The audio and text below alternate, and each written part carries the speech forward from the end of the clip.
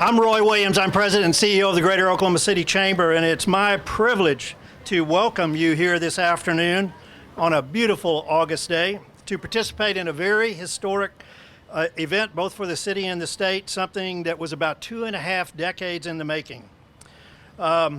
Most of you are probably familiar with the saying, Rome wasn't built in a day. John Haywood was an English playwright who lived hundreds of years ago, and he coined that phrase. That was, however, only the first half of the phrase. The rest of the sentence was, Rome wasn't built in a day, comma, but they were laying bricks every hour. And that is true, I think, of this project. So today we're celebrating the grand opening of the Oklahoma City Boulevard, which completes, like I said, 2.5 decades of work to reconstruct the I-40 crosstown and build this new boulevard in its place. We have a number of honored guests who made it possible, who played a role in it, and in fact, there's handprints of many people and organizations all over this organization. But we have former governors Keating, Brad Henry, Mary Fallon, all who touched this project. We had former mayors who were Kirk Humphreys, Mick Cornett, Ron Norick, all who touched this project. We have a number of city council members here today. I don't want to call them out in terms of them standing up or anything, but James Greiner, James Cooper, Larry McAtee, Todd Stone, David Greenwell, Nikki Nice, and Mark Stonecipher. Also, the county was involved in this, so Commissioners Calvey, Bloomert, and Mon all had a role in this as well. In a moment, I'm going to turn this over to the Secretary of Transportation, Gatz, who's going to recognize some additional dignitaries. But I just want to say our organization, the Greater Oklahoma City Chamber, was one of the very early supporters of the I-40 crosstown reconstruction and the Oklahoma City Boulevard because of its business significance for downtown, for the city, and for the entire metro. This project, together with all of the MAPS projects in the last 2.5 decades, have been the transformational initiatives within our community. In the research we've done, we have well over $5 billion that has been invested based on all of these projects. So this is a big, big deal for all of us. Now, please welcome Secretary Gatz to the podium. There you are. Thank you. Thank you, Roy. Really appreciate the opportunity to be here with you today, and certainly appreciate the business community and the involvement that we've had in moving this project forward. I'd also like to welcome some of the elected officials here, and there have been so many people that have been involved in this project, it's going to be impossible for us to recognize everybody. But I certainly want to recognize Brian Hackler with Senator Inhofe's office. He's here with us today. We've got Commissioner for Division 4, Don Freymiller, here today, and Highway Commissioner T.W. Shannon is with us today. Certainly appreciate you gentlemen attending. And former Secretaries of Transportation Gary Ridley, Neal McCaleb, who's going to be at the podium with us in just a minute, and Mike Patterson, and also the Federal Highway Administration Oklahoma Division Administrator Basharat Siddiqui. So welcome and thank you guys so much for being with us today. And at this point, I'd like to introduce former Secretary of Transportation Neal McCaleb and invite him to the podium to make a few comments. Neal is the guy that really got this thing kicked off and going. So Neal, thank you so much for being with us. Thank you, Mr. Secretary. This project and its predecessor, the elevated crosstown, represent kind of bookends on my 62-year career in highways. I was privileged in 1958 to be involved in a minor way in the planning of the crosstown, which served this community very well for 50 years. And the beams from that, after it was taken down, the 36-inch wide flange beams have been repurposed for bridges all over the state. Secretary Ridley tells me at least 250 bridges in counties and municipalities. The planning, that's a great achievement for the reuse of these assets. And we're standing on one of those assets right now. That was the right-of-way of the original Crosstown Expressway. When we started to plan 25 years ago, the relocation or the reconstruction There was a lot of debate going on about where to put it. The department wanted to put it where it is ultimately located. A lot of the downtown leadership didn't greet that with unbridled enthusiasm because it moved it so far south you couldn't see the downtown. Transportation has two important aspects. One is access and the other is visibility. And the visibility is rather poor in that location.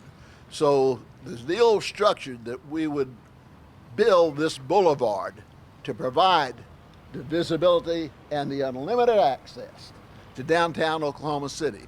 And here we stand today, 25 years later, and I say amen and well done to all who participated. Thank you. Thank you, Secretary McCaleb. And I got to tell you, again, if you kicked this thing off and really got us focused and going on finding a solution for this project, and again, this entire project, starting in the early 90s to today, has been an exercise in public involvement. We've accepted a lot of input, worked very closely with community leaders in the city, and today we're standing here on a great historic moment. Secretary Ridley, you certainly picked this banner up. I'd like to invite you up if you'd like to make a few comments.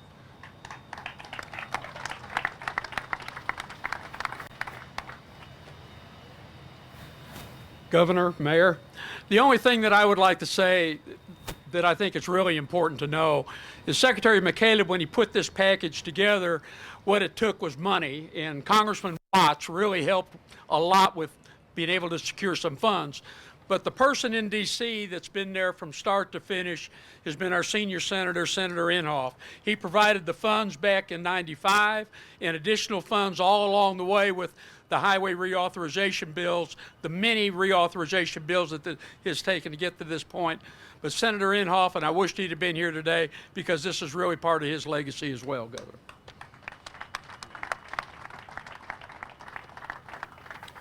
Thank you, Gary. And again, this has really been a very closely make sure that we were building a project that was going to meet the needs of the community long into the future. And at this time, I'd like to invite Mayor David Holt to the microphone to talk on behalf of the city. Mayor, thank you. Thank you. Thank you, Mr. Secretary. I'll go ahead and address the elephant in the tent. You're probably thinking opening at 2 o'clock in an August afternoon. I want you to know the governor and I are very important and busy people, and it was impossible in a 2-month period to find any other time but right now. So our apologies for your experience. Although, if it's any consolation, we're the ones standing in the sun right now. I want to echo everything that's been said. If you had been in federal, state, local, county, city office at any period really in the last 25 years, you have touched this project. And so I'm glad that a lot of mayors, a lot of members of Congress, even county officials were mentioned, governors, secretaries. A $700+ million road project takes as many fathers and mothers, and we're very grateful for all of them. And of course, Senator Inhofe, I concur with what Secretary Ridley said, deserves special thanks. Although sometimes to really get gratitude at the opening of the project, you have to stay in office, and he has managed to pull that off. So we especially thank him because he's somebody who was there at the beginning and at the end of this project. Now, I say the end. We're not actually quite there. People are going to drive down this road today. They are going to drive down this road today, right? Absolutely. Okay, very good. You're going to get out of the way, and people are going to drive down this road today. And we still have some work to do. The city of Oklahoma City is going to put $4 million into landscaping. So this isn't done yet. It is done from a traffic perspective, but from an aesthetic perspective, we still have some work to do. And we're going to plant 996 trees. Now, that's a weird number, and when I was told that, I thought we couldn't have done 4 more to get 1,000. But we're going to plant exactly 996 trees along this boulevard. But really, this boulevard has obviously become so much more than just a road. And this relocation project touched off a whole opportunity for Oklahoma City to rebuild a major part of its central business district without really displacing much. You know, this interstate, this elevated interstate that we would have been standing underneath if we had been here 10 years ago, really cut off development, you know, right here, right adjacent to the Myriad Gardens and the Devon Tower and the Chesapeake Arena. Downtown just flat ended here. With its removal, we had this opportunity to dream big about, well, gosh, look at this blank slate we have down here. And so we have built this park and this convention center and this Omni Hotel.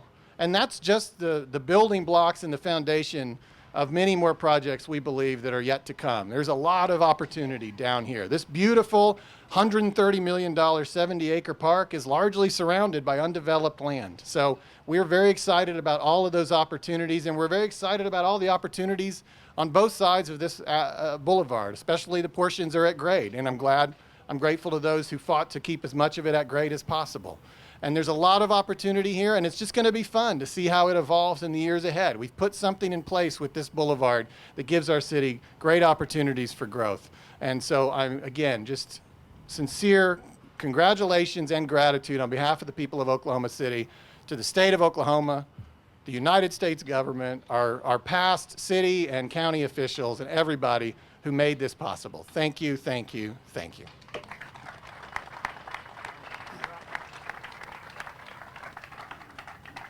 I went to work for the Department of Transportation in 1990, and I had the pleasure of driving across the old Crosstown Bridge twice a day during the course of my career every day. And I can tell you, on a day that wasn't so much like today, but it was cold and a little bit drizzly, that bridge could be pretty difficult to traverse. And I got to tell you, it didn't come down a minute too soon. It was being talked about the day that I came to work for the department, and again, we stand here today to put the bow on a project that's certainly significant for the state of Oklahoma and for the nation. As has been discussed, there were more than 2,000 beams out of that old bridge that have been recycled. The Department of Transportation has been recycling materials on our construction projects before it was cool to be in the recycling business. So we've been doing that for a long time. Those bridge beams were repurposed and put to good use. And this has been a 25-year effort and a $730 million undertaking to get to where we're at today. And as has been discussed, that level of investment would not have been possible without the support of our congressional delegation, and especially Senator Inhofe and all the things that they've done for us. The senator wasn't able to be with us today, but he sends his regards, and we are so appreciative of what he does for Oklahoma and our transportation infrastructure. I also want to recognize some of our former state leaders who really gave their support to keep the project moving and seeing it through. Governor Frank Keating, Brad Henry, Governor Mary Fallon, former Transportation Commissioner Tom Love, and Mayors Ron Nort, Kirk Humphreys, and Mick Cornett. And finally, I'd like to recognize the dedicated workers who really made this project a reality. ODOT Division 4, Trent January, and his staff. And I want to tell you, it's 100+ degrees day out here today, and we're standing here in front of you. These folks work in this type of condition day in, day out. Them, our contractor partners, our consulting partners, are really the folks that make a project like this happen. I also want to point out resident engineer Chris Harlan and his staff, and a couple of the state's best engineers who really were a significant part of this project, David Streb and John Bowman. City of Oklahoma City Public Works, Eric Winger and his staff. Again, the city stayed with us throughout the entirety of it, and we've got a great project here because of that today. And many retired ODOT and City of Oklahoma City employees who helped move this forward. Please raise your hand if you're with us today, and if you're a former ODOT employee, construction partner, resident engineer, or part of the city. There's a good group that have been involved in bringing this project forward, and we thank them all.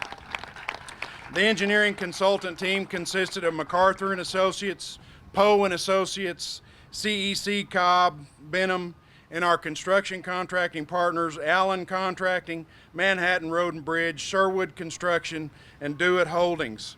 And I want to tell you, they've got some really neat giveaways that I want you to try to get a hold of. We've got a commemorative coin here and some t-shirts, and you certainly ought to take advantage of the opportunity to get one of those for historic recognition. I also want to today recognize a man's no longer with us that was a part of this project. Terry Clubb, an ODOT construction inspector on the crosstown, was tragically killed in a worksite accident in 2011, and we remember him today. Last but not least, I want to thank each and every citizen who attended the public meetings, wrote letters, provided emails, and participated in the process to help make this project the very best project that it could be. And at this point, I'd like to ask Governor Stitt to come forward and do an unveiling of the sign. So Governor Stitt, if you wouldn't mind.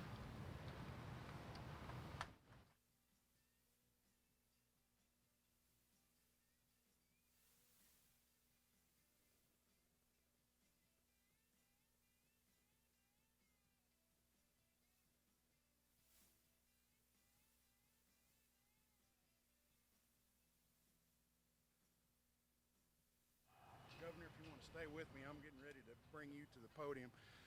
It's really been a true team effort since day one.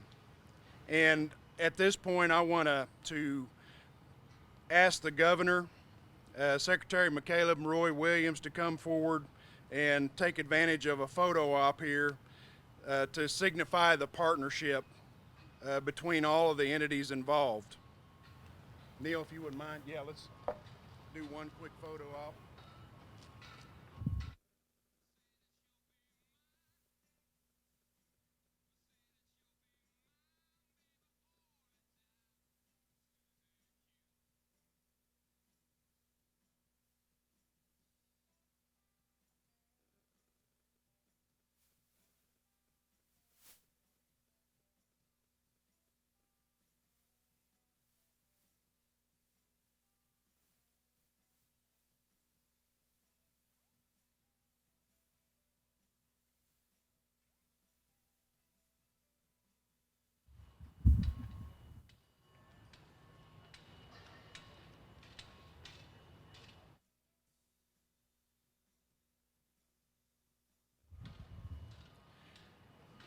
Now, I am honored to introduce the guy that I work for and that I have the privilege to serve as Cabinet Secretary in his cabinet, the Honorable Governor Kevin Stitt. Governor.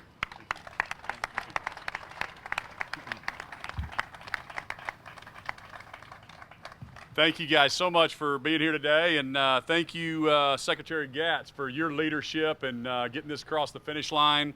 And I'm going to help you get 4 more trees, Mayor, all right? That's bothering me. 996 trees, and we got to find 4 more. Who can help me with that? This truly is a historic day for the city of Oklahoma City and the state of Oklahoma. We are celebrating completing the state's largest transportation project since construction of the interstate system started in the 60s and 70s. Planning, design, and construction of the I-40 crosstown and Oklahoma City Boulevard has spanned more than 25 years. That's 4 governors' administration. Improving transportation and infrastructure is a core function of state government that drives our economy and communities and can have a major effect on all the local, state, regional, and this even national implications here. I-40 is such a key corridor for commerce, not only for Oklahoma City and the state, but also for the nation. As one of the only east-west, coast-to-coast interstate routes accessible in all types of weather, I-40 is vital for trade and even national security. The I-40 crosstown and Oklahoma City Boulevard project gave our capital city a rare opportunity that most cities don't get, a chance to do something big and bold from the ground up to completely transform its downtown area. And now we're seeing tremendous outcomes of this in the great city of Oklahoma City. When planning for this project began in the 90s, Oklahoma was completely dependent on federal funds and unable to properly maintain or preserve our infrastructure system.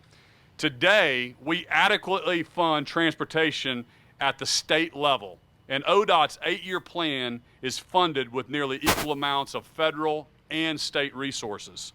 This stretches our dollars, yes. This year's budget, we fully funded for the first time ever our roads plan, $575 million. This stretches our dollars farther and allows us to provide matching funds to do more projects and means we finally have a plan to preserve our highway infrastructure. You know, removing the old Crosstown Bridge, the longest structurally deficient bridge in the state, was a huge step. Oklahoma has gone from 49th in the nation for bridge conditions to now, since 2004, we're now 13th in the nation in 2018. And we are tracking towards becoming top 10 for bridges by the end of this decade.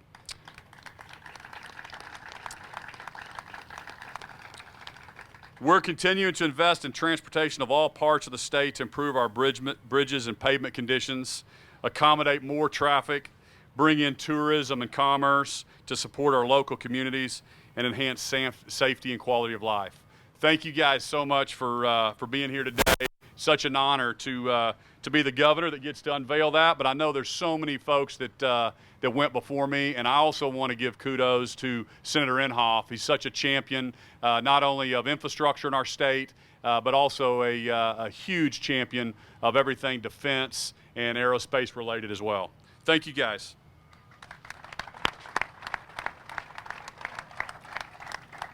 In closing, we've got a last but very important presentation to the City of Oklahoma City.